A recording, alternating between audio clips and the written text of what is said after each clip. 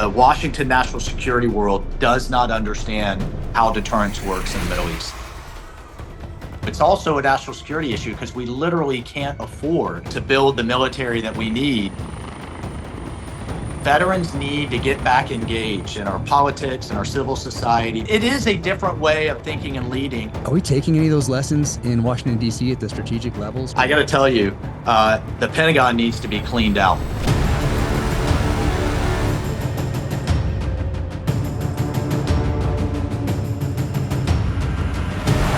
How's it going? Hey, sorry I don't have the super cool guy backdrop here. That's all right. I forgive you. But where are you right now? Are you in Florida? I'm in Florida. I'm at our place in Florida. But we're having a technical issue with my home studio. So yeah. How have you been? Congrats on cranking another one out. Thank you. Oh man, it's crazy. It's been crazy busy. Oh man, it was crazy. So that came out in June, and then Targeted Beirut, my first nonfiction, comes out in September. So that's the 1983 Beirut barracks bombing, and September for that one, and then probably every 2 years do a nonfiction and explore some terrorist event that had some impact on foreign policy and try to capture some of those lessons. Did you happen to, I know we got to probably dive in for your schedule, but did you happen to, what was it, Saud Fakr? The guy that just got killed a couple 2 weeks ago now. Yeah, it was Ahmed the names are so hard. Mugania, who was assassinated in Damascus. Right. Probably maybe U.S. little help, probably technical help, and then Mossad, probably proxy hit team, got killed in Damascus, Syria in 2008. So he's always considered the mastermind, although I don't like using that term, the lead planner of the event, but it's more than one person. So we didn't dive too much into the guy that just got killed 3 weeks ago. It was But Mugnia, I was in Cheney's office as his counterterrorism advisor, and I mean, I think Cheney had a quota of smiling maybe twice a year, and when the intel chief, who was Steve Slick at the time, and who went and became the station chief after that in Israel, when he walked in and said they'd gotten Mugnia, I mean, Cheney was all smile. I've never seen him smile that big. It was like, oh, your face is capable of smiling, Mr. Vice President. That's incredible. Yeah, that was a huge hit at the time. Huge hit. Man, and of course, all the analysts, just like they are now, all the analysts, wringing of hands. This is so destabilizing. The Israelis are gonna inflame tensions in the region. It's incredible to me to see the default of the kind of the Washington national security world does not understand how deterrence works in the Middle East. All right, this is Jack Carr checking in, and I'm so fired up to introduce you to the SIG Sauer P226 40th Anniversary Edition pistol. As you can tell, the 226 is my favorite pistol. It was on my side for every single deployment downrange, and even when I had to put my long gun aside to go into a meeting or go somewhere where I couldn't take my body armor and my long gun, that 226 was on my side. Right here, retro packaging. Let's check this thing out. 226 40th Anniversary Edition. Look at this. And this is exactly the same way that it was delivered back in the 80s. Retro styling here on the packaging. Absolutely love this pistol. Thank you guys, everybody at SIG Sauer, for everything that you've done for me, the United States military, and 40th Anniversary Edition pistol. Awesome. The BCM AT Angular Torque Optic Mount. Twice the clamping force at the rail. Unprecedented zero retention. Less points of failure. The BCM Raider modular rail for AR rifles is built using a double wall extrusion, creating one of the most rigid free-floating platforms in its weight class. BCM Raider offers Picatinny rails and features either M-LOK or KeyMod interfaces at 3, 6, and 9 o'clock for the placement of additional enabling accessories. Go to BravoCompanyUSA.com and get yours today. Thank you to Bravo Company Manufacturing for your support of military law enforcement and the Danger Close podcast. They just a fundamental misunderstanding, and we see it with Blinken, Sullivan, all of them. They try to appease their way out of these situations. The only way they're going to be appeased, you punch them in the face. But it's interesting. I don't think it's just not the national security establishment. It's really like across the board. You see it in Hollywood, and it's that risk aversion part. So it's needing to tie a property to something that might not be a home run. It might not be great, but it's going to keep somebody's job.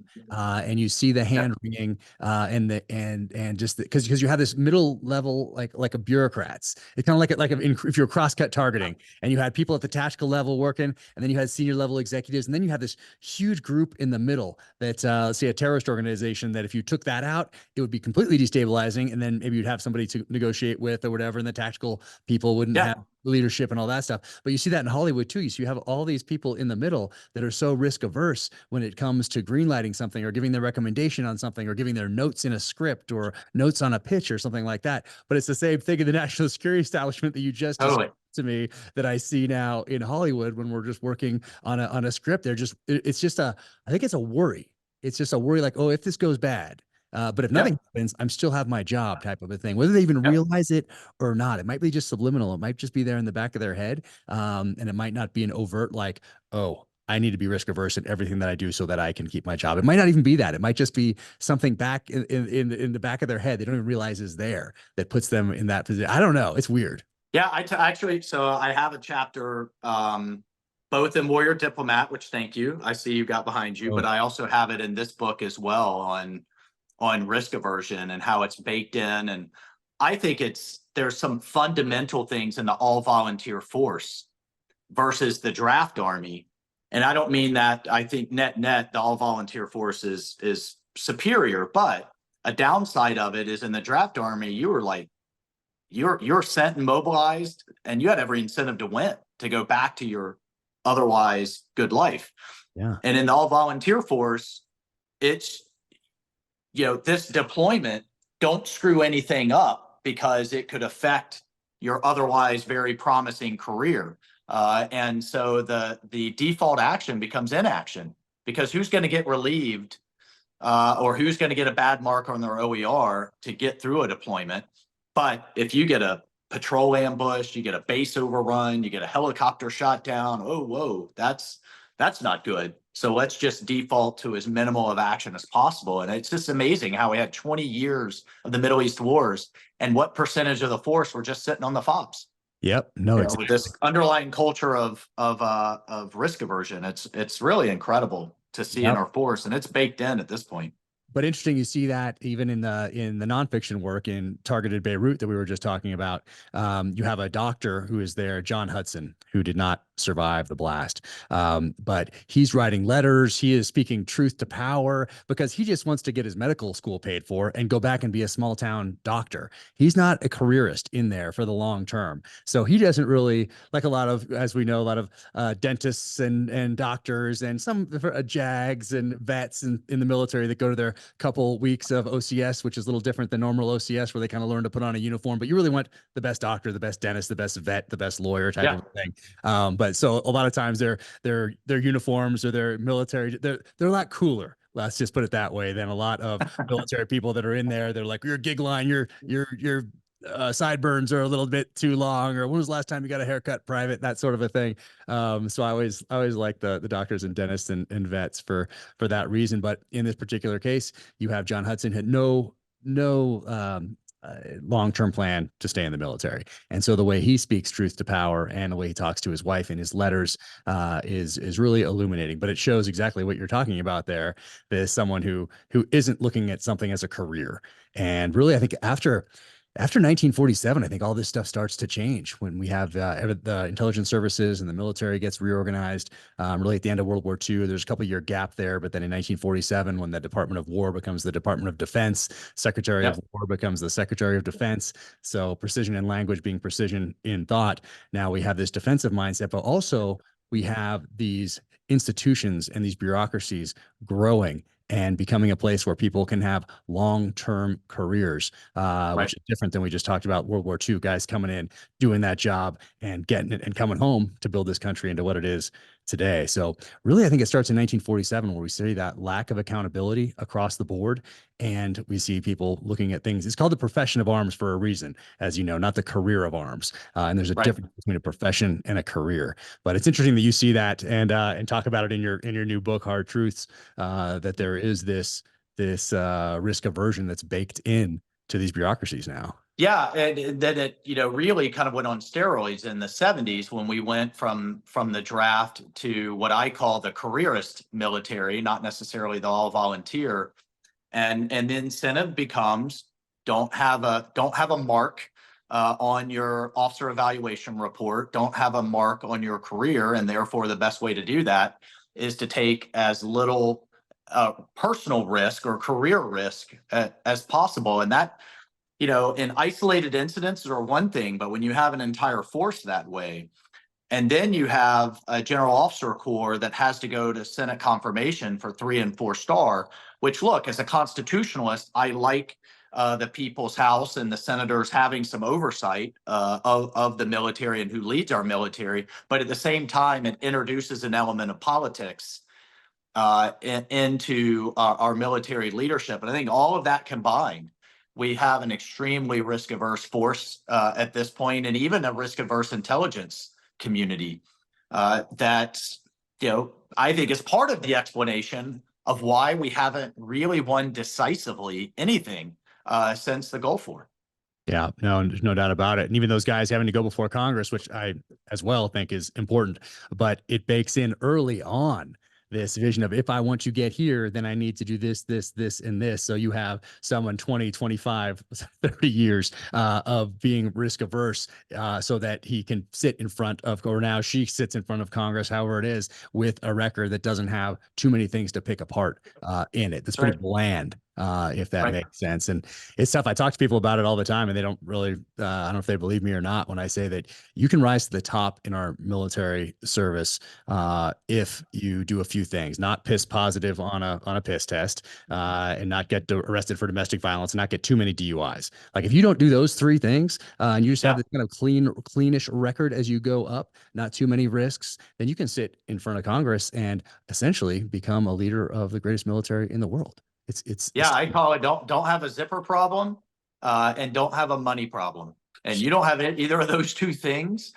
You can be only quasi competent, but you kind of stick it out, do your time, and have the right jobs for the right bosses, and you have this kind of self-licking ice cream cone, and we continue to promote the same types of people, promoted by the same types of people who take as little risk as possible. I got to tell you, the Pentagon needs to be cleaned out. I have never seen an organization where you can have the worst recruiting as we do right now since Vietnam. You can have the worst readiness that we've had in decades. You could have your premier, the most expensive weapons system ever in history, the Joint Strike Fighter, only 29% are full mission capable.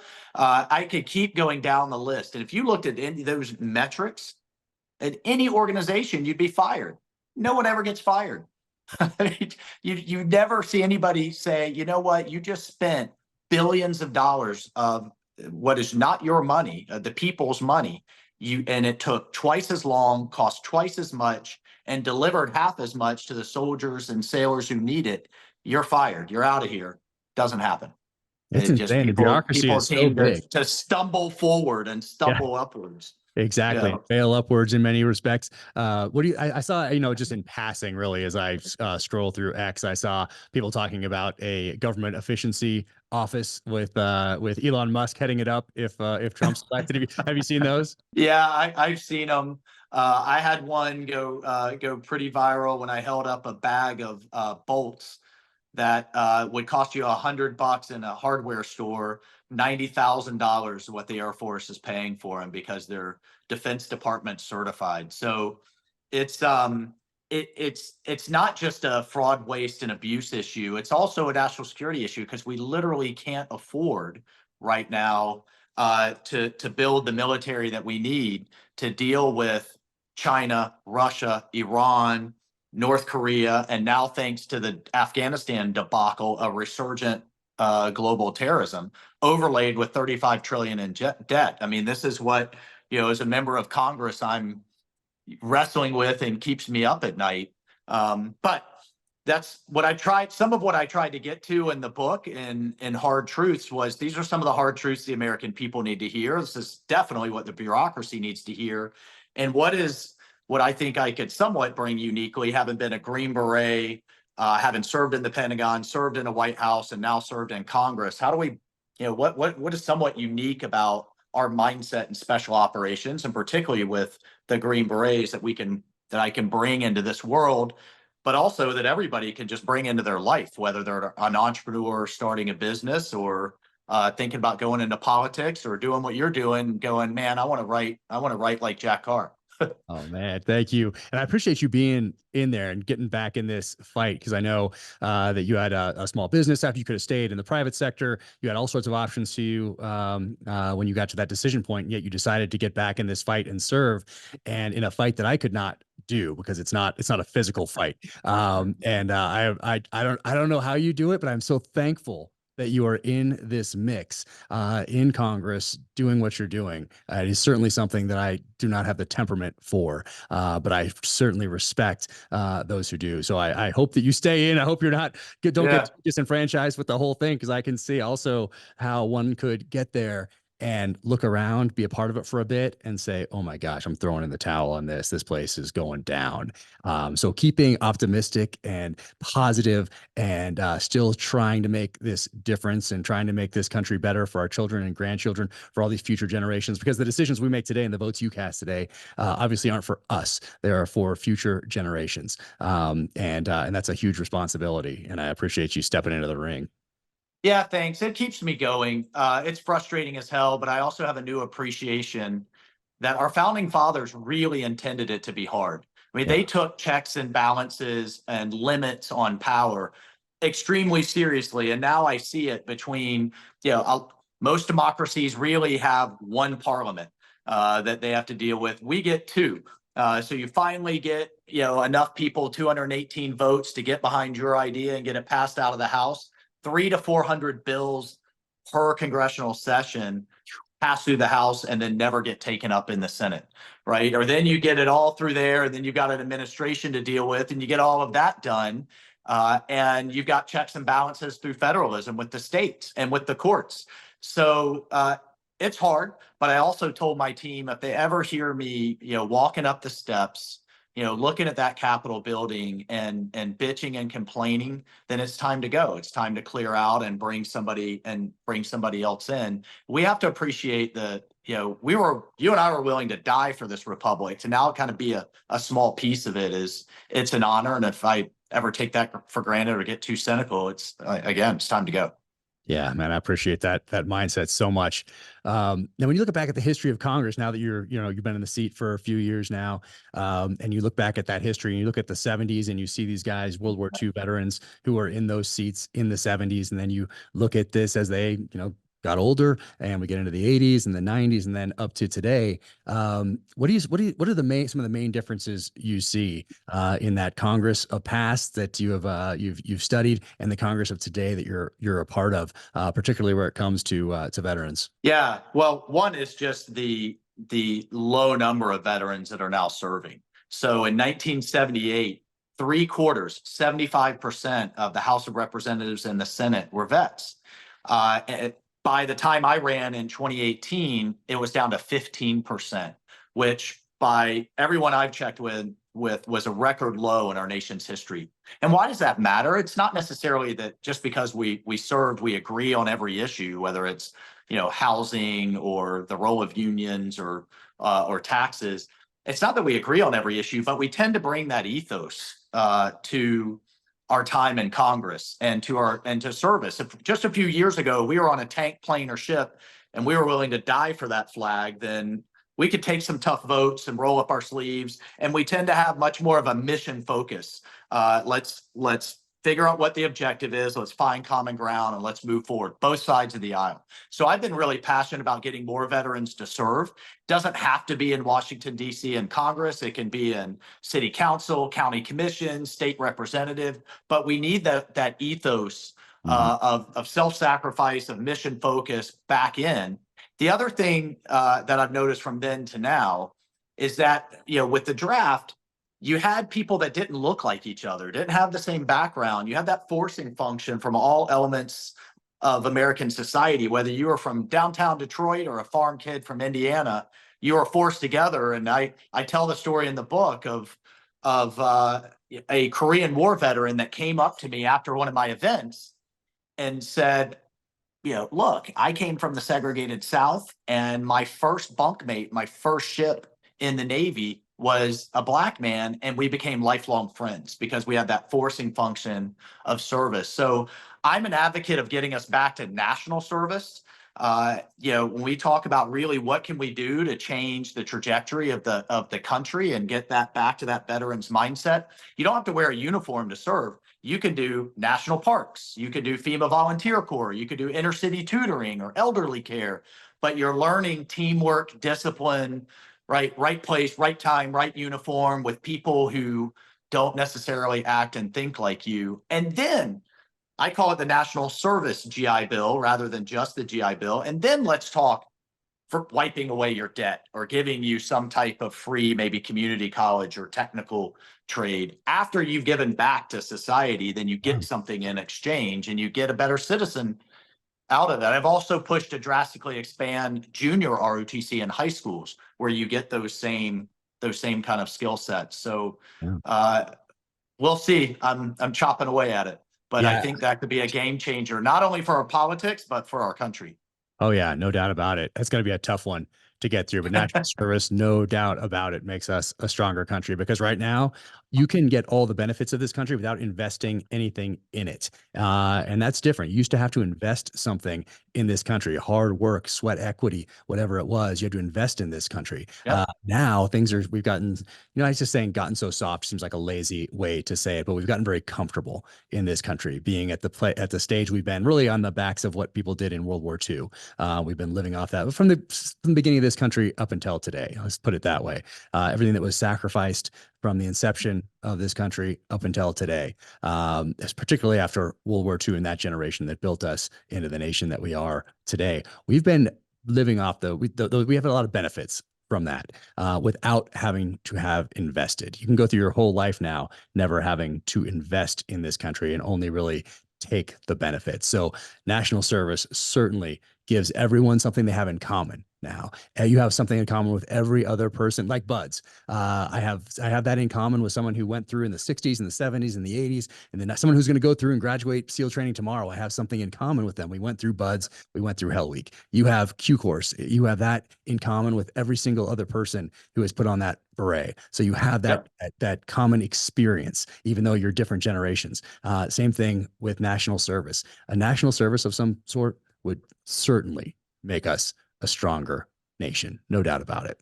Well, case in point, to answer your question about the political aspect of it, a couple of years ago, I mean, it was a whole season of impeachment proceedings. It seemed like everybody in Washington, D.C. was calling each other a racist or some other name or what have you. It was just really bad and divisive. I sent a note out to all the veterans in the House and said, meet me 6:30 a.m. tomorrow morning. And like over 40 did, which for 40 members of Congress to gather anywhere, that was a lot. At sunrise, at the Vietnam Memorial Wall, we met up with the Park Service and we washed the Vietnam Memorial Wall together. And, one year I've done it a couple of years now. I had Brett Baer from Fox News bring his crew out. I've had Jake Tapper from CNN bring his crew out. Americans need to see that.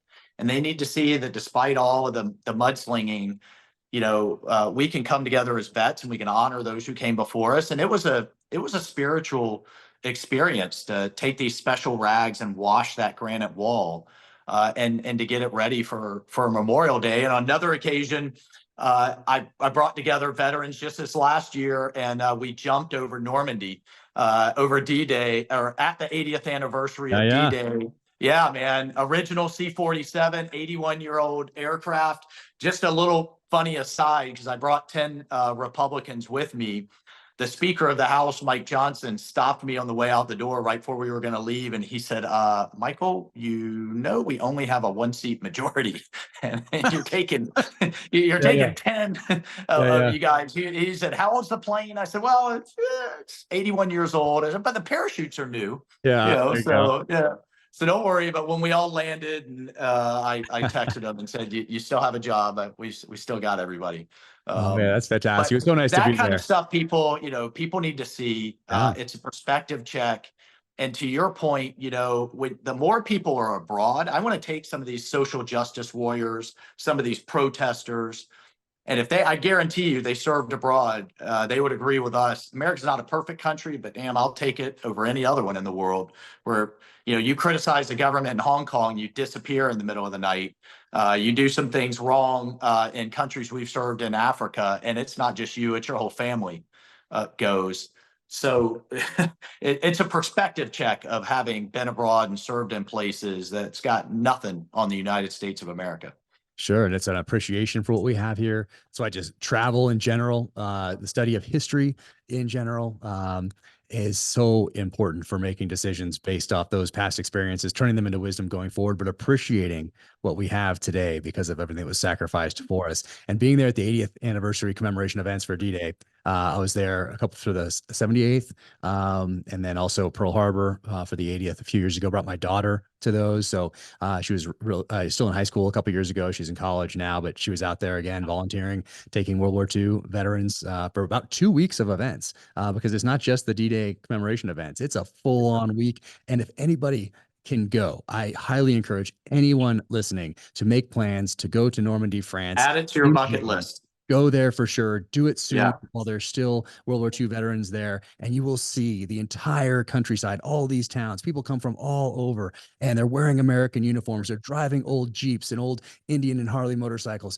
and they are so excited. U.S. flags everywhere. 101st Airborne. Jack, there were more. amazing I've told airborne people flags. there were more American flags flying on French homes than Main Street USA on the 4th of July. Yeah. And the thing that always blows me away is you see all these people in old American World War II uniforms, and they're French. Yeah. And yeah. to see the old US veterans getting wheeled in their wheelchair, through these old French towns, and they've got lipstick kisses all down their cheeks. They got bottles of wine, flowers. Everybody is merci, merci.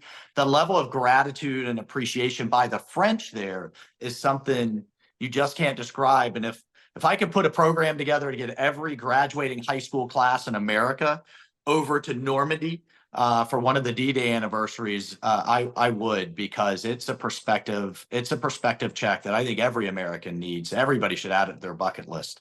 Oh yeah, I think it changed my daughter's life. She was there, like in Pearl Harbor. She was there talking to someone who was on the runway for some of the first shots of on the Pearl Harbor attack. Jumped into this sewage ditch, took us there, showed us some of the bullet holes that are still in the runway that they kept out there in Pearl Harbor. Jumps up, runs to the edge of the water, watched these planes bank and drop the first torpedoes of the attack on Pearl Harbor. He then went on. He was a mechanic then. He went on to fly the PBY, so that the seaplane, and he helped sink a Japanese aircraft carrier in the Pacific, and then they sent him to the Med, and he helped sink a Nazi submarine. Like crazy. But she gets to hear this story firsthand from this guy who was 101. He's passed away now, unfortunately. But I mean, what an amazing life. And then he only started talking about it 15 years ago or so, all those years later. So for her to hear those stories was incredible. And for any American to be there in Normandy, France in June, it is something to see, and you'll come back with such a greater appreciation. I think it's because we don't really have. I felt that a little bit pushing the veterans through the streets in Honolulu for the 80th anniversary. You felt that energy there, but you really feel it in Normandy because France was occupied, and then they were liberated. And the only reason they were liberated is because, really, I mean, the Allied forces, but the U.S. in particular. The energy there, you would think that D-Day had happened last week. Yeah. Not 80 years ago. I mean, they have not forgotten. The little kids are just as into it, wearing, I mean, I never thought I'd see little T-shirts of Ike and Patton And Amazing. 82nd and the 101st running around on 6-year-old French kids. Yep. It's really special. Yeah, I did the Best Defense Foundation, Donnie Edwards program. My wife came this time. Our son came this time, who's a little too young for Pearl Harbor, but now was old enough to come out here and listen to some of these stories. I wanted him to shake as many World War II veteran hands as possible, look them in the eye, and say thank you. So we got to do that. That was that was just incredible. Well, not to go too long on it, but just one thing, I'll plant a seed. I might make you a little jealous. I was able to link up with the SEALs out there in Pearl Harbor, and we snorkeled over the Utah and the Arizona. I know. I read it in your book. I read it in Hard Truths. I didn't know that. I read it in the book. I'm like, it oh, was. Man. I mean, I literally, I still get chills thinking about it, and I didn't realize till I saw the urns that the Arizona survivors can choose to be cremated and put in these beautiful brass urns, and they think they put them on turret number 2, and they're all lined up. You could see them all lined up inside the turret so that they're forever interned with their shipmates. I mean, it just these guys truly were the greatest. Yeah, they really the greatest in American history. Yeah, they really were. Were you out there in Normandy with the horse soldier guys? Yes. Nice. Yeah. I got a bunch of bottles of whiskey from them all scattered around. There we go. Got to represent my horse soldiers. And they too have put together just amazing programs to keep that story alive for the next generation of what our forefathers and sisters in the OSS, the Officer of Strategic Services, did and accomplished with the Jedburgh teams behind enemy lines. Just the classic, I think, special operations mission to lead the way. Oh, big time. Yeah. Scotty Neal and Mark Nooch out there doing the horse soldier stuff. But I need to get out to their, they have at least one, maybe a couple physical locations now that are bars you can go to. That's right. Yeah. And one in Tampa, they're opening one in Texas. I mean, not to turn this into a commercial for those guys. It's a great bourbon. But what I love to tell their story is, did some historic, heroic stuff over in Afghanistan, right? Taking down the classic Green Beret mission, go behind enemy lines, link up with your G chief, ride on horseback, and just make it happen and overthrow the Taliban government. But what I love about their story is then, they didn't just call it a day and go drink beer in the VFW hall and yell at the television, watching Fox News or whatever. They started their own company, and they're successful entrepreneurs now, and then they're giving back through their foundation to keep Normandy and Pearl Harbor. They led a dive out in Saipan to recover some World War II remains. Amazing. So that's what I'm calling on everybody listening and watching. Veterans need to get back engaged in our politics and our civil society, because it's that ethos that we bring. If you're willing to die at 18 for the red, white, and blue, then keep going. We need you. Yep. No, exactly right. And so in your book, I'm always surprised at people who don't understand the difference between an Army Ranger, Army Special Forces, and Navy SEAL. And you, in the first chapter of your book, you really talk about those differences. So for those that don't know, maybe give a little explanation of what a Green Beret is, an Army Special Forces soldier, and what's that differentiation. And because that's also in the, it's in the title of the book. Hard Truths: Think and Lead Like a Green Beret. So what's that difference? And jump in. You may disagree from a SEAL perspective, I'm sure. You tell a good story in there about, was it the Secretary of Defense that asked the question? In the first chapter. I like the explanation. It was good. Yeah, look, it is a different way of thinking and leading, and not just, I think, that's unique in U.S. special operations, but I think in the world. Typically, what we have in, say, the British SAS and others are kind of a commando mentality. It's an elite soldier. That is able to shoot, move, and communicate better than anybody else in the world, with very tough criteria. I see the Rangers as having, they are a battalion size formation. So you need to take a major airfield. You need to take a major, massive factory complex. They're going to be some of the best in the world at seizing that terrain, kicking ass, putting bullets on foreheads, and doing what needs to be done. The SEALs in a similar fashion, but with a maritime focus, whether it's locking out of a submarine at the bottom of the Pacific, which I Or would whatever, never you in a can't even million try years out do. until you're And go put a something that goes boom on a thing that needs to go boom without the enemy ever knowing about it takes an elite level of training and a soldier or sailor to do that. The Green Berets tend to be older. The training is longer. We have to go kind of season ourselves in a big army doing something else, intelligence or infantry or whatever. You can't even try out until you're a captain or a staff sergeant.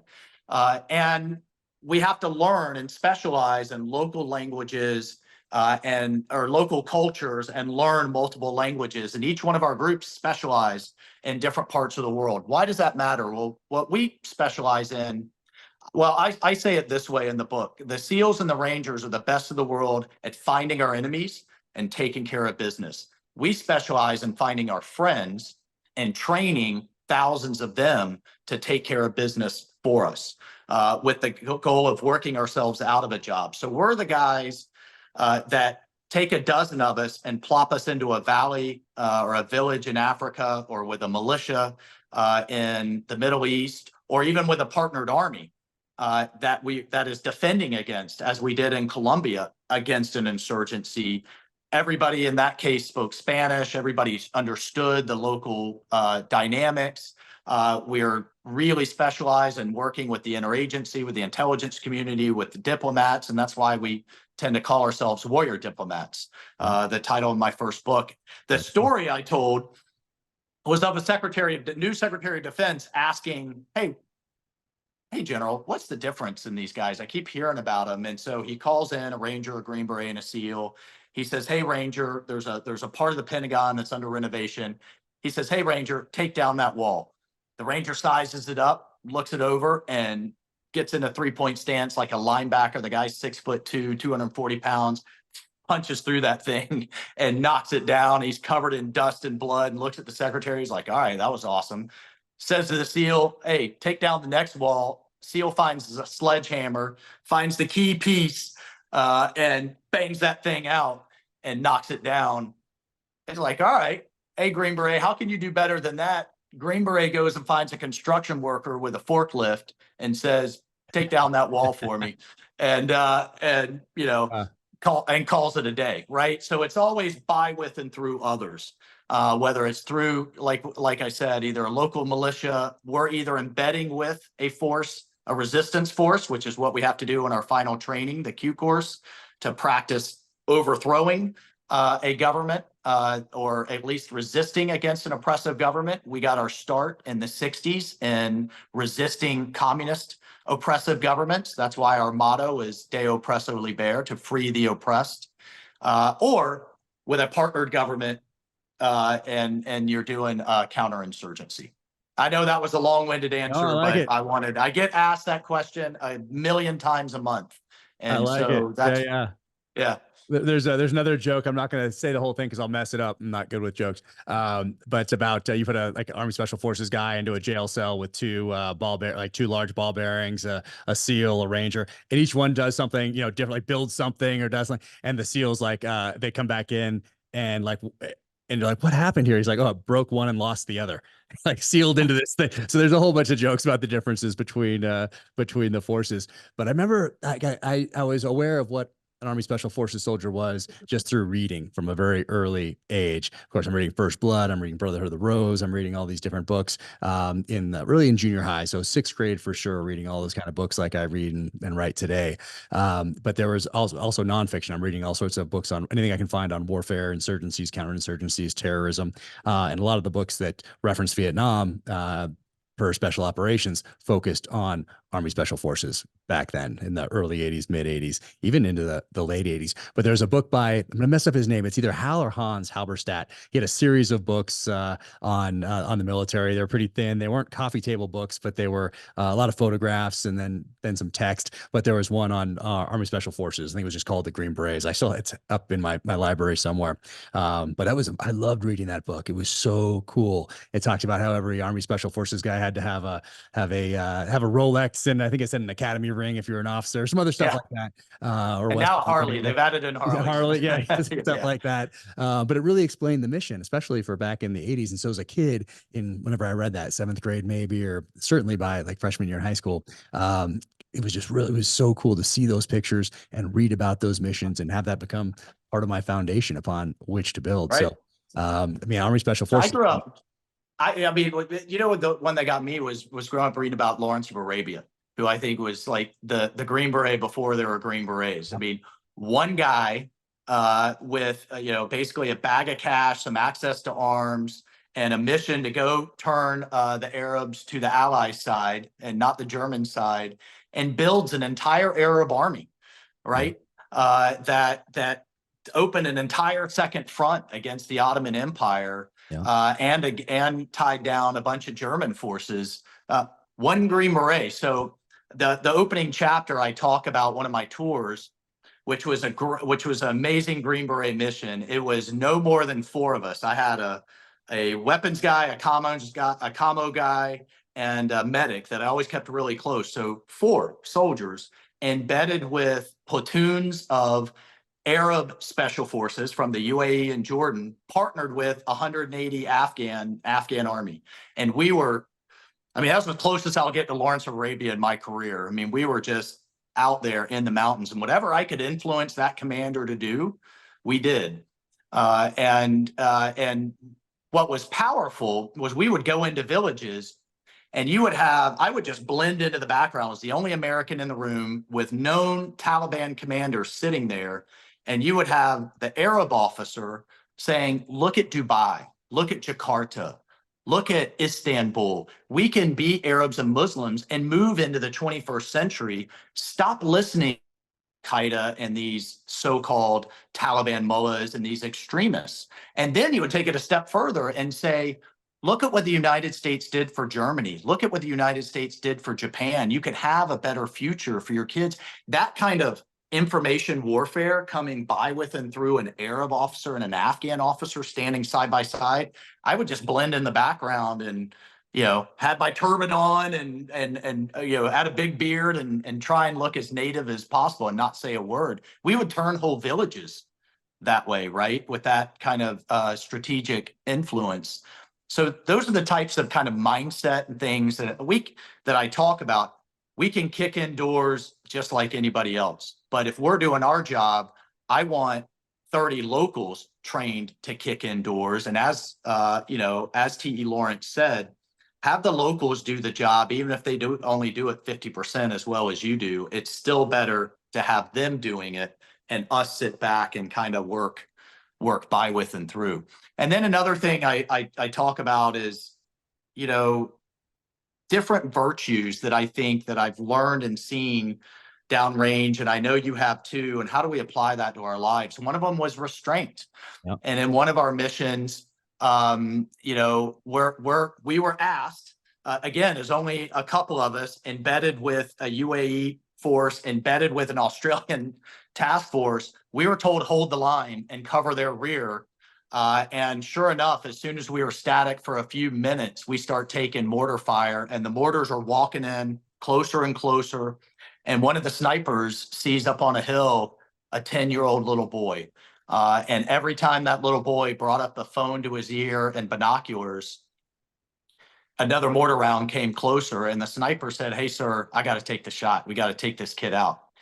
And I'm sitting there, you know how this goes. I mean, this is going on in seconds in my mind. I'm thinking about, we split this kid in half. Am I going to get charged with some kind of war crime where we've seen happen in those split set decisions? Because he wasn't technically armed per se. Will the JAG lawyers consider that phone a weapon? If I say no and a round takes out one of my guys, am I going to be able to explain this, you know, to their family sitting in their living room one day? And I'm thinking about my own kids. So I ended up telling the sniper, who was calling me a coward and everything under the sun, because I paused for a second, give him a warning shot, splash him. He cussed at me and splashed the kid with rocks, and the kid ran into his village, and we followed him into the village. And it turns out the Taliban had been there the day before and told every family, give us your oldest son. We're going to go hit the Americans or else. One family refused, and I'll never forget it. They hung the 7-year-old little boy from that family, shoved dollar bills in his mouth and hung him. His body was still laying there. And the villagers were like, the elders, like, what the hell do you want us to do? I mean, this family resisted. So, and paid the price. So was it the right call? I know a lot of your listeners, viewers are saying, you wuss, you should have just taken the kid out. But, those are the types of decisions I want to highlight. Maybe restraint was the better call. And then I give historic examples like the Soviet submarine crew XO. Number two, in the Cuban Missile Crisis, they thought they were under attack by one of our destroyers. They had nuclear armed torpedoes, and the captain of the Soviet sub made the decision to launch that nuclear armed torpedo into our blockade force. But you needed multiple keys. So the captain made the decision, yes. The political officer made the decision, yes. And this one XO exercised restraint and said no and refused and knew he was going to go to the gulag or worse for saying no. Turns out it was the right call. They eventually were forced to surface and found out we were not in World War III, but they would have started it if he had said yes. And then I talk about how I apply that in my political life. Everything we're taught now is you get hit, you hit back harder. And sometimes you take a step back and you exercise restraint, which I've done in the political space, and it's not always easy. And you also have Able Archer back in the 80s, where you have the Soviets thinking, or at least it looked like on their version of the time. I picture it like like war games. I picture it like a screen like that, and it looked like the U.S. was launching an attack on the Soviets. And if this one guy wasn't essentially in charge of like their tactical operations center or whatever they were calling it, probably not a tactical operations center, but some sort of a strategic operations room. If one guy who shouldn't have been there that night, apparently the guy who was supposed to be there was sick, I think it was. I might get this a little wrong, but the general gist is right. And this guy who had studied the Americans and was a little more cerebral was in there in that seat just by chance, because he had took this other guy's watch essentially for the night. And by all means, he should have launched back. Right. He didn't. He said, there's something out here that's not making sense. Everything's telling me, and he resisted pressure from senior level leadership, resisted his standard operating procedures, and he didn't launch. And it turned out, it was not an attack on the Soviet Union. Save the world. Nuclear war was averted. And you have a Civil War example as well in that chapter. Yeah, well, right. We talk about how so many of Grant's lieutenants around him wanted them to just punish Lee and Lee's army in the wake of Appomattox and their surrender. And Grant said, no, we're going to try to unify. We're going to let them keep their weapons, keep their horses, go back to their homes, because Grant's biggest fear and Lincoln's biggest fear was an insurgency, was an ongoing Confederate guerrilla warfare campaign. And so Grant took that approach. It was controversial then. It's still controversial now, because obviously racism, bigotry, and the regression of many of those successes that happened with Jim Crow. It took another 100 years to go from the Civil War to the Civil Rights Movement. But how much worse would it have been if we had an ongoing guerrilla insurgency if Grant had been too heavy-handed? I think then you look at H.W. Bush, who made the decision after the first Gulf War, after the military just kicked ass, to stop in Kuwait and not go all the way to Baghdad. Was restraint the better part of valor in that regard? So I think there's, it's just something that I want to put out there. It is something that is actually really imbued in us in the Q course and our qualification course and Green Beret training, that sometimes you have to hold back. Sometimes you have to keep that bigger strategic picture in mind when you're dealing with a resistance movement, or when you're dealing with a counterinsurgency.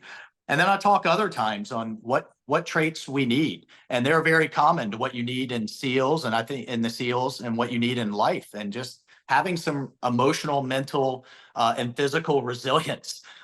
It's I recycled, I think, every bit of training that there was. I wasn't that guy who just skated through. I had to do Ranger School twice. I had to do Oh, selection twice. oh, brutal. Yeah, right. But I am not the starting quarterback, the great athlete, or the smartest one in the room. But I probably got one of the highest pain tolerances of Hey, anybody. there's something to that. I just keep trucking, right? But I talk about how in the dead of night, in the dead of winter, when our canteens were frozen to our side, we couldn't drink water in Ranger School because, of course, I had to go through in the winter. I kept that one little bag of Skittles and would pop one every kilometer, and it was just an explosion of like sugar and morale to keep going. Well, sure enough, when I was getting outspent 3-1 in my first congressional campaign, I'd pop a Skittle every successful door that I knocked. And if I could just take a second, I had one of those kind of God moments. We had knocked 240,000 doors with my team and I because we just couldn't compete on the airwaves. My opponents were just outspending us with negative ads. So we just decided to beat them on the ground. And I'll never forget, the sun was setting the night before the election. I looked at this last door. I just wanted to go home. And I literally had one Skittle left. And I was like, all right. And I'll never forget walking up to this door. And I looked to my side, and as I was walking up, and there was American flag in the yard and a little shrine. And as I was looking at it, this lady walks out, and I said, ma'am, what is this? And it was to her son. It was a little shrine to her son who was killed in the jump in Panama. And I said, ma'am, I'm, Mike Waltz. I'm running to be your congressman. She said, I know who you are. I see the negative ads every day that are coming out against you. And I explained to her who I was and what I was all about. And she said, you're a little conservative for me, but if you've got the mindset of a veteran, you've got the mindset of a Green Beret, just get up to Washington and be worthy of my son. Be worthy of all those who died so that you can go represent us. And I think about it all the time. I mean, I wear the bracelets of the Green Berets I lost. I tell myself before I go up in the Capitol, be worthy. Are we worthy as Americans, as citizens of those sacrifices? So those are some of the stories that I tell, and then how we apply it to our everyday lives, I think is really important. Yeah, that be worthy. That's so powerful. That story is so powerful. We talk about it as earning your trident every day. Always improving, always getting better. Be worthy. I love that. But the last door that I knocked out of that almost $250,000 was a Gold Star amazing. mom. Wow. I popped that Skittle and said, "Okay, God, it's up to you." Where did Yeah. polling have you in your first run? So we had a self-funder. This was my first primary, a self-funder, and What's a then self-funder? and then a local guy. Oh, What's that? That's polling for you? Oh, no. I'm sorry. I had two main opponents. One who had dropped a bunch of money in, and then the other was a local guy who'd held a number of different offices, and it was kind of his turn in many people's eyes. I ended up it was kind of a three-way race. Yeah, where did polling have you? Like when you looked at that door, like did it change over time, or did it always have you as an underdog, or did you know at a certain? Yeah, I was somewhat of the underdog, and man, it just started clicking up over time. And there's nothing like being face to face, eyeball to eyeball, saying ignore what you're seeing on TV or what people are saying. This is me, or having volunteers out that believe in you and have bought into your vision, saying this is him. It makes a huge difference. I'm a big believer in door knocking and just going retail. It cuts through all that other noise. Right. Oh, it's so powerful. You make that personal connection with somebody, and you've got them probably forever. But so what did going into that night then, polling wise, were you ahead in the polls, and did you trust them? We were a little bit ahead. We ended up winning by 9 points. And then for the general election, when I was really being outspent, because it was it was Ron DeSantis's congressional seat. He was running for governor. They thought they were going to beat him for governor, and then also thought they would flip his congressional seat. We're just dumping money in, but we ended up winning that one by 9 points. So it's all ground game, man. It's just going back to basics and blocking and tackling. Wow. What did it feel like when you got the official, hey, you won this thing? Did anything shift? Did you believe it? Did you believe the whole time you were going to win? And then you were prepared for actually winning, or did you have a shift like, You oh, know, wow, I I won say this thing. Here we go. there's only two ways to run, like unopposed and scared. Yeah. Run like you're losing. So my team told me, that we felt pretty good. But when they call you and say, which happened, and I talk about, my consultant called me with 3 weeks to go and said, Michael Bloomberg has just dumped millions in attack ads against you. We didn't know what effect that was going to have. So we just, stuck to the plan and tried to outmaneuver them on the ground. Yeah. And so we felt pretty good, but you never know. Right. And it was really an amazing feeling. I mean, I never held any political office. I'm a redneck from the west side of Jacksonville, right? First in my family to go to college or to do anything like this. And so it's still a little surreal. Yeah. It really is. And then, a couple of years later, when I'm leading a rally, the president is literally pulling in on Air Force One, and I've got a crowd from my hometown, and I'm looking at on NAS Jacksonville, Naval Air Station Cecil Field, and I'm looking at the old PX that I used to go to with my grandmother. She would go buy, cheap cigarettes and stuff. I have those kind of moments where it really kind of hits me. And I talk about in one case where I was on Air Force One, and to be able to call my mom, she hung up on the operator, thought it was a joke. But then, when she answered and said, "Is this really you?" And we just both still get teared up. Yeah. Thinking about it. You get those moments, man. And it's really powerful and surreal. Yeah, incredible.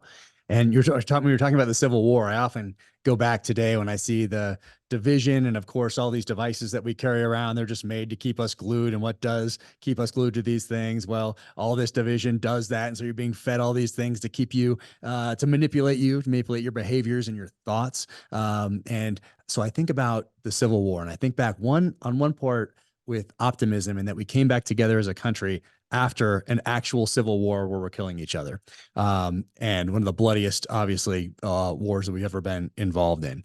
But then I think about, what if we had social media back then? And what if in the 1860s, people were carrying around these devices that let either side manipulate their thoughts and behaviors, not for their own benefit, but for the benefit of those on either side.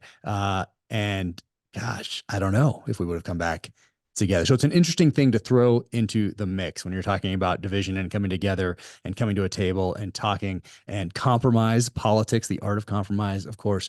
And wow, could we have done that if there were these devices whose sole purpose was to keep us divided in the 1860s? And I don't know the answer.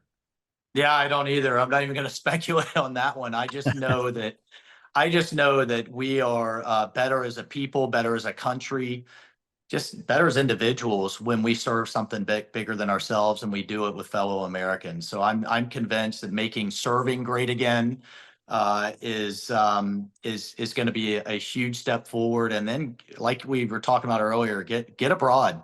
You want to kiss the ground. When you land back in the United States, go spend some time abroad, and you'll appreciate what Winston Churchill said, that American democracy is the worst system of government in the world, except all the others.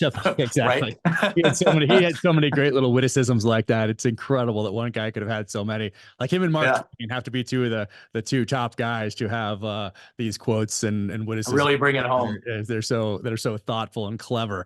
So going back to the book for a second, what's drew you into the Army, and then two, was it Lawrence of Arabia solely that made you say, hey, I want to be a Green Beret, I want to go to Q course, I want to go to Army Special Forces training? Was that the impetus to go to, one, the Army, and two, to the Q course? Yeah, it was a couple of those things. I was always attracted to their diversity of mission. I mean, the Green Berets that I had come to know, literally 1 week they could be building a school and demining, and then the goodwill that presents, which we actually we had that very mission happen, that you know, the goodwill that that presents then gives you intel that you can then have your local force go action. And I tell the story of how the Australian commandos were out literally for weeks with their snipers out in hide sites, covering these compounds, looking for a Taliban commander. I kept worrying that they were going to get compromised and we were going to have a repeat of Operation Red Wing, and you know that the movie Lone Survivor was built around. And one of my sergeants, and I talk about bottom up leadership, right? All good things typically generate from your sergeants and your chiefs. You just got to resource them and let them go. Said, hey, why don't we try a medical clinic in the village next to where one of these compounds are watching are. We did. Sure enough, not only a local, not only did we build goodwill with all the local chiefs, but the bad guy came to the clinic to try to get treated. And of course, we were fingerprinting and we were taking photos of everyone, and we could tell it was the guy because he turned around as soon as he saw a camera come out instead of a bag of medicine and bolted. But instead of going to roll him up, we called the local police chief and had the local police chief go roll him up. So now we've got the villagers are happy with us. We've got our guy. We don't have sniper teams getting compromised.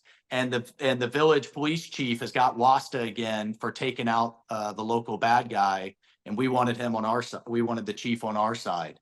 That's just a different way of thinking. It would have been a lot more fun to go in a black helicopter that night and put a bullet in his forehead, right? But that's the kind of by, with, and through mentality that we try to espouse. So to answer your question, the more Green Berets I came across in the military, I was kind of attracted to that, what I call kind of the PhD of warfare: insurgency, counterinsurgency, the by, with, and through mentality. Just one other quick story. I was out there sitting in my tank in the Kuwaiti desert, baking in 120-degree heat.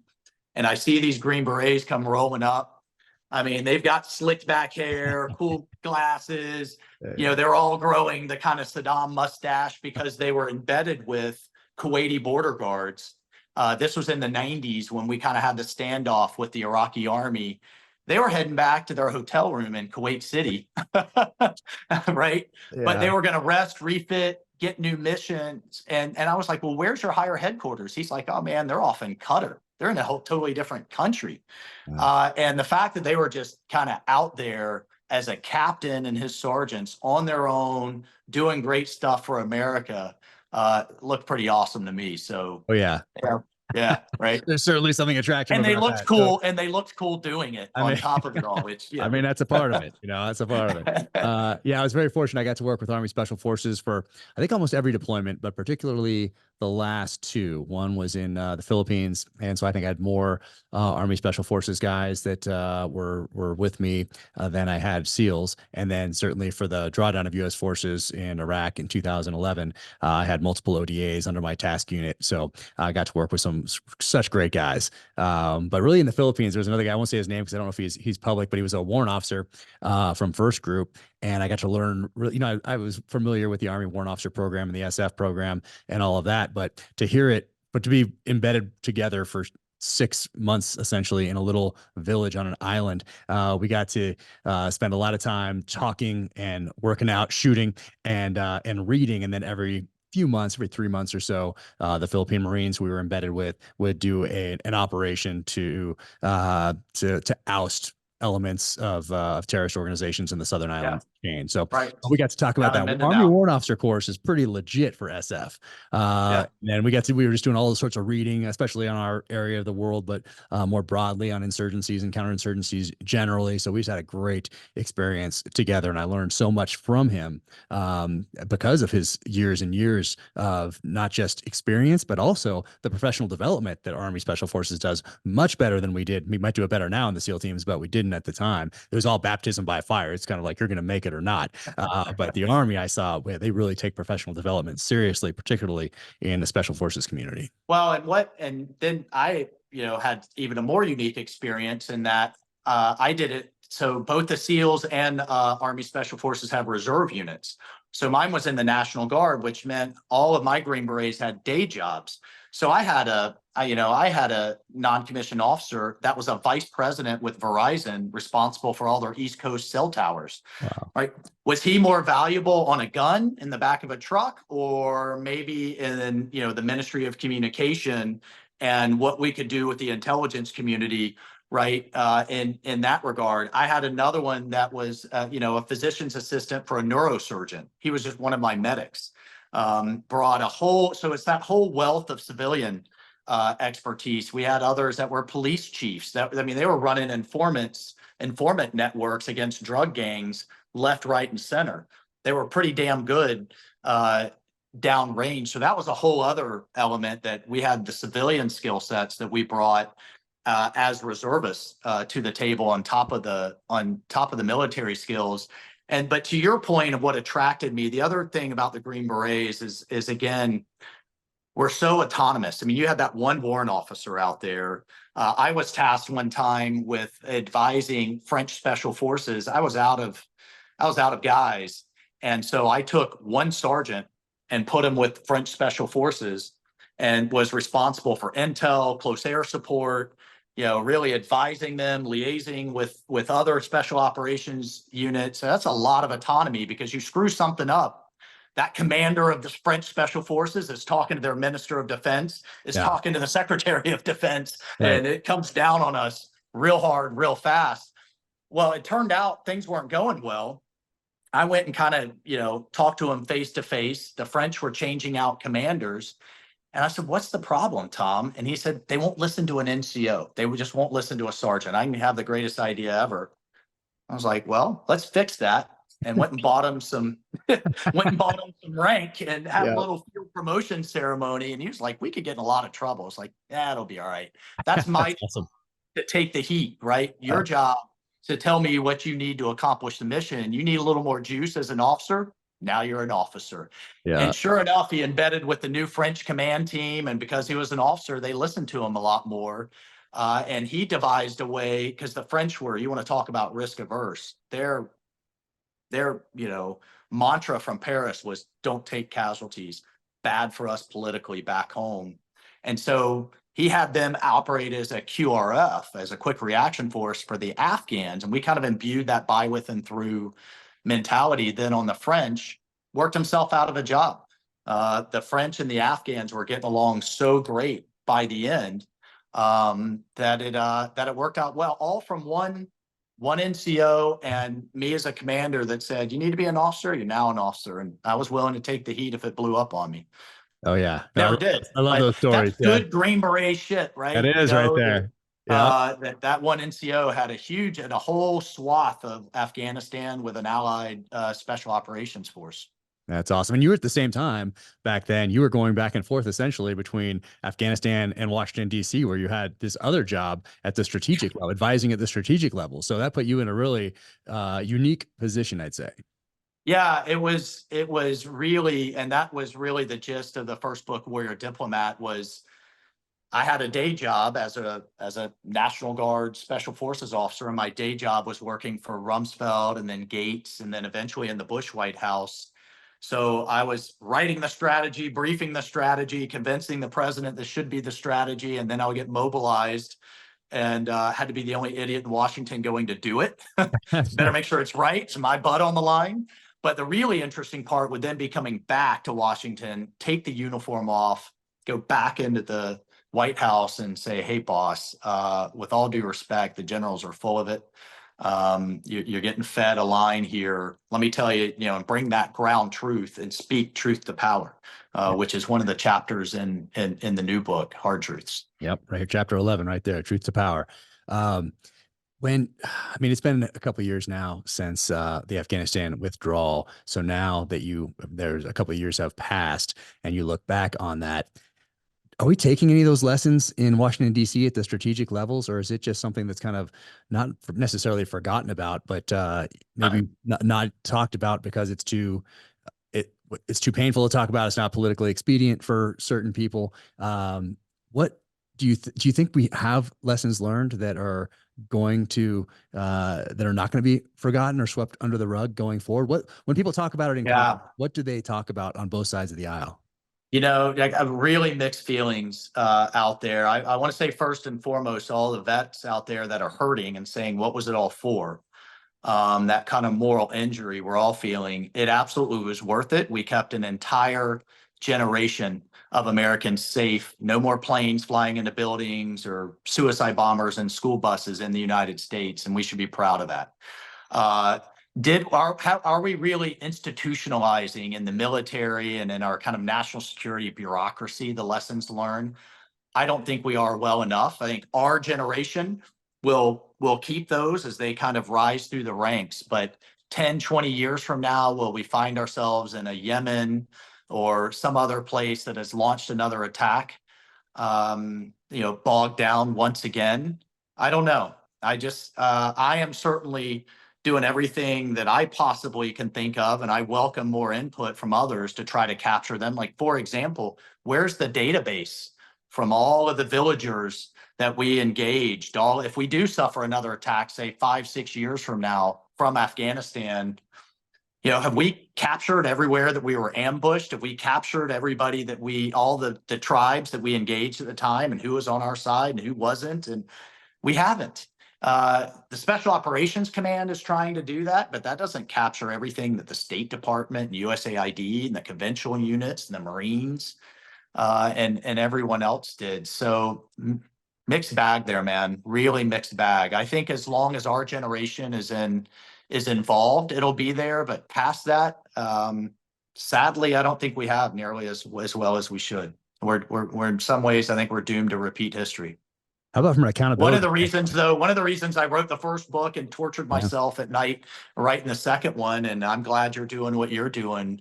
One of the things we can do is our generation, that 9/11 generation, needs to capture those experiences for hopefully the next generation of warfighters will read or historians will reference.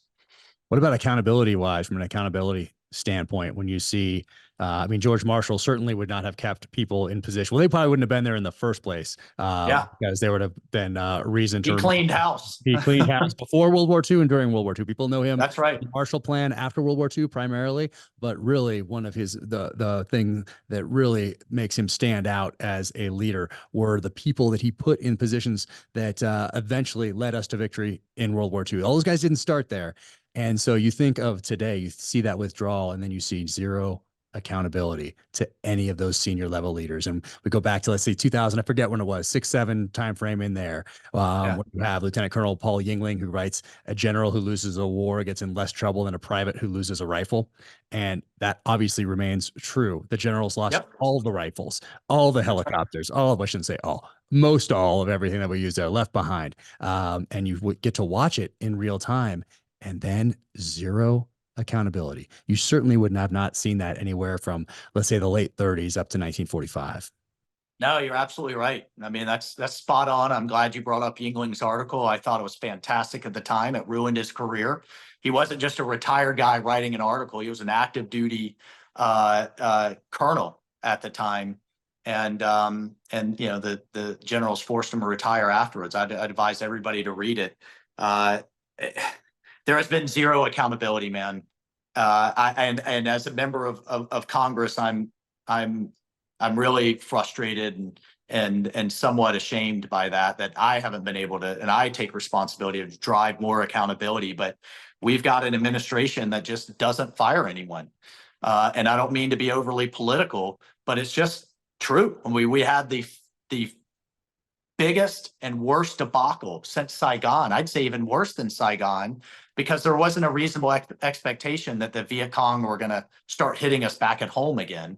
But there is a very serious expectation that Al-Qaeda, ISIS, and others fully intend to hit us again and are building the networks and the capability to do so once again. But it's worse now. At least when we yanked out of Iraq and had no follow-on plan back in 2011, and you had the rise of ISIS, a caliphate the size of Texas, you had bases in the region to get back after it, in Turkey and in Jordan and in the Gulf. You had a local ally on the ground in the Kurds to work with. And when we had to go back in and deal with it, you had something. you had access from the ocean. But in Afghanistan, you got no base, gave up Bagram, no base in any neighboring country, no access from the sea, and our local allies are still being hunted down as we speak. And not a single person, not only has not been fired, some of them are being promoted. The woman in charge of the evacuation has just been nominated to be the ambassador of Iraq. So it's been frustrating as hell. I think there's been a political cost. Biden's polling tanked in the wake of and approval ratings tanked in the wake of the withdrawal and has never recovered because he ran on being the compassionate and competence one. And the way that withdrawal was done, pulled the rug out from both of those. And you heard about Afghanistan for 20 years, every single day. And then after that withdrawal, it was crickets for the most part. And it's just, I can't even think about it. And with the zero. But the war on terror is not done. The war on terror isn't over just because, one White House decided it should be. We all want it to be. And I don't want anybody to take away from me that, any kind of like neocon or what nation building or any of those types of things, but the bad guys still intend to hit us. And the way we took out Baghdadi, the way we took out Soleimani, you got to have people forward. You got to have networks to run networks, and you can't zap people from the space shuttle. It takes bases and a presence forward to keep a lid on terrorism. I want to fight away games, not home games. Yeah, I see what the Israelis did a few weeks ago. Oh my goodness, we could take some lessons. I see a few more books. Coming out about what they did because it was spectacular. Yeah, and you know what? It sent a message that if we can get Haniyeh, the leader of Hamas, in a safe house in the green zone in downtown Tehran in the middle of a presidential inauguration, we can get any one of you. And that's the thing that makes people like the Quds Force and IRGC and Hamas and Hezbollah pause and think again and to pull back. Not appeasement or concessions. Sometimes you have to punch the bully in the mouth and escalate to de-escalate. And so here's your chapters. The making of a Green Beret: restraint, discipline, bottom-up leadership, adaptability, loyalty, resilience, determination, boldness, servant leadership, truth to power, persistence, and vigilance. And you finish with vigilance. Why was that the final chapter?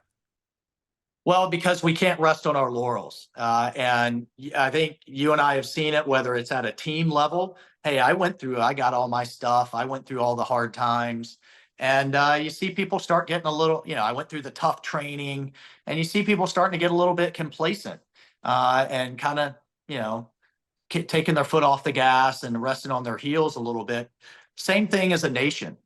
We have never faced the threats that we currently face. We've never faced an adversary with an economy and a military that's as large or larger and becoming more advanced by the day, like we face with communist China, coupled with Russia, coupled with Iran, coupled with a nuclear-armed madman in Kim Jong-un, and global terrorism that may not be an existential threat, but can hit us and hit us hard, all at the same time, overlaid with the domestic issues that we face. So we, as citizens, and certainly as a special operations and a veterans community, have to be vigilant. We have to remember those traits that got us through the toughest training in the world.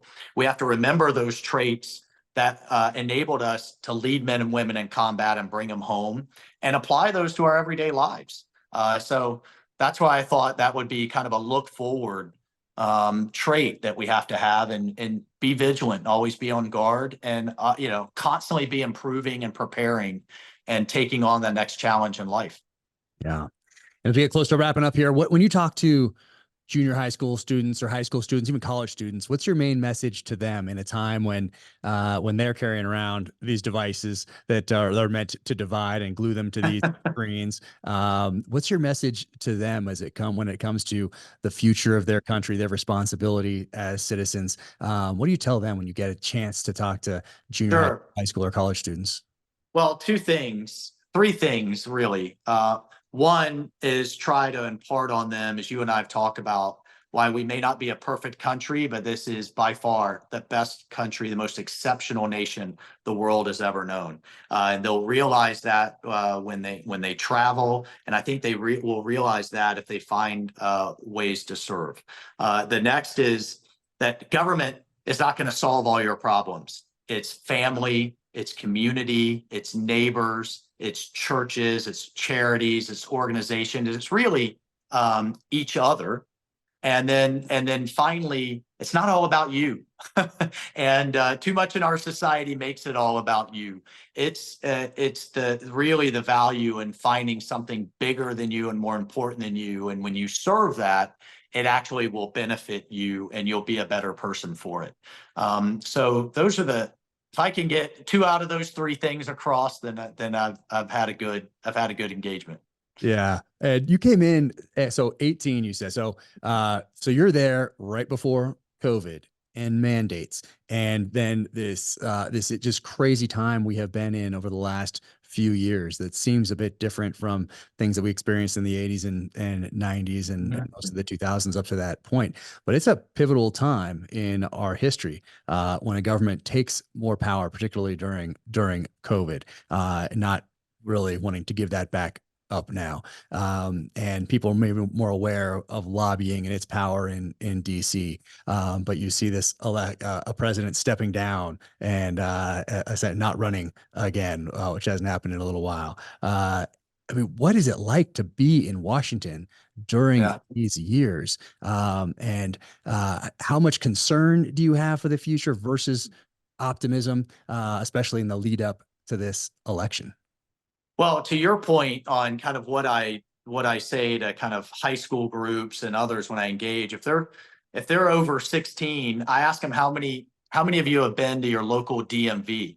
They all raise their hand. I'm like, how many of you had a good experience with the people that work at the DMV? Do you think it was efficient and were they nice? And they're like, oh God, that was terrible.